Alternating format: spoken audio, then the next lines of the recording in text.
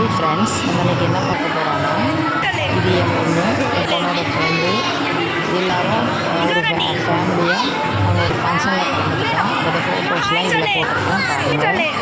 எல்லோரும் ஃபேமிலியாக ப்ரோக்ராமில் கலந்துக்கிட்டோம். இது தங்கச்சி, இது குட்டி சுட்டீஸ்லாம் எப்படி ஃபோட்டோ போஸ்ட் கொடுத்தாங்கன்னு பாருங்கள். கல் நெக்லஸ் எப்படி ஜொலிக்குதுன்னு பார்த்தீங்களா அந்த பாப்பாவுக்கு. இது என் பொண்ணோட ஃப்ரெண்டு,